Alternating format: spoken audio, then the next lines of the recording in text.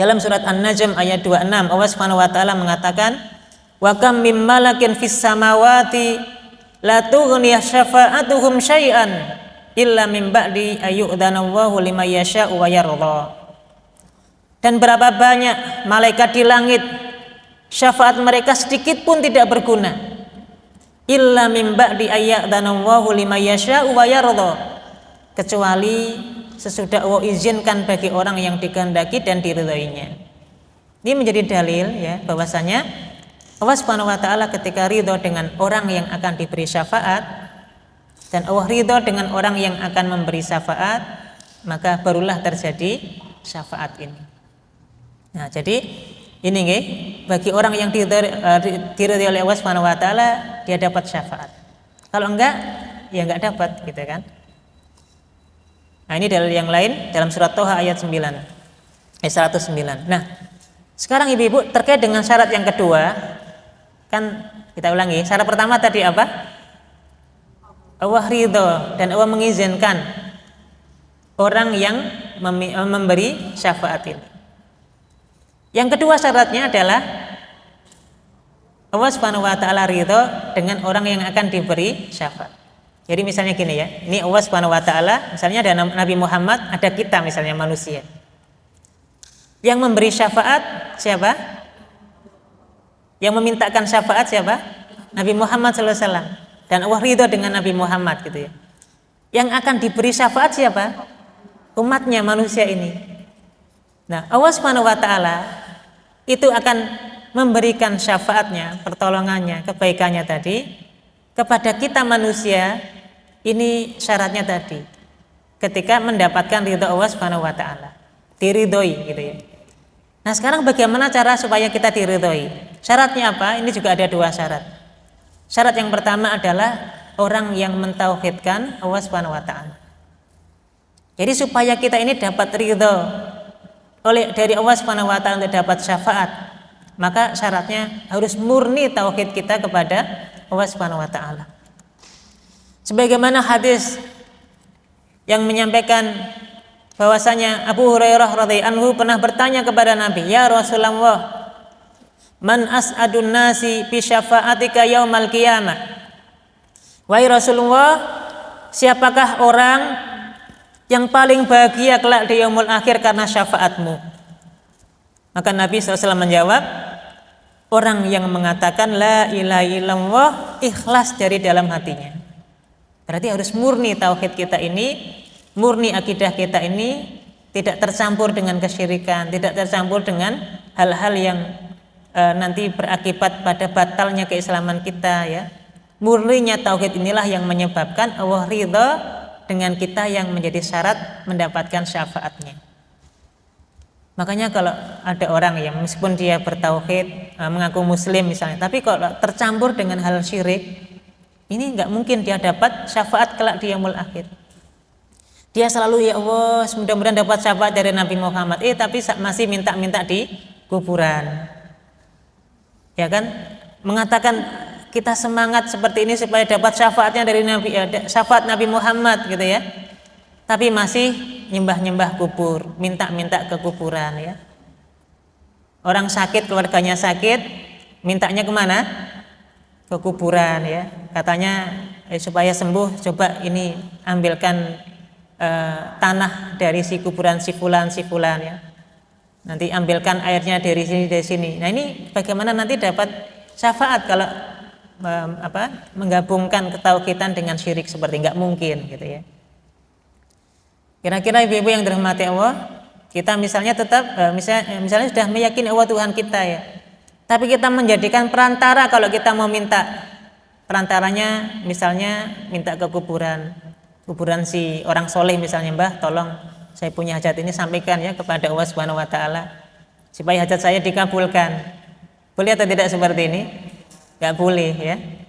Ya, kita kan juga nggak tahu, jangan-jangan juga lagi disiksa juga yang di dalam kubur ini kan. Kita malah mintain. Maka mentauhidkan Allah ini penting ya, supaya kita dapat ridha Allah Subhanahu wa taala sehingga dapat syafaatnya Nabi sallallahu alaihi wasallam. Ya, mentauhidkan Allah Subhanahu wa taala. Kalau mau ada hajatan kemudian masih dicarikan dino ya. Boleh atau tidak? Mau mantu misalnya nanti kemudian calon menantu laki-lakinya lahirnya wotonya apa ya.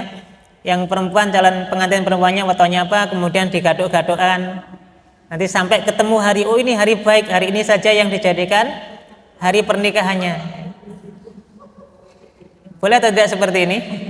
Nggak boleh ya. Ini berarti kita masih meyakini bahwa hari, kondisi, waktu itu bisa memberi manfaat, bisa memberi madarat. Padahal an-nafi' wad-dhar adalah Allah Subhanahu wa taala. Yang memberikan manfaat, yang memberikan madarat hanya Allah Subhanahu wa taala. Tidak boleh gitu ya, seperti itu. Ibu-ibu mau bangun rumah ya, mau mondasi rumah, dicarikan hari baik ya. Datang ke si fulan, datang ke orang pintar misalnya ya. Mbah, ini saya mondasi rumah, tolong Mbah, ini hari apa yang baik ya. Dimintakan hari, seolah-olah ada hari yang membawa sial. Ada hari yang kemudian kalau kita melakukan sesuatu hal ini jadi madarat. Nah, percaya dengan sial atau percaya dengan kemanfaatan ini yang kemudian tidak dibolehkan. Ya.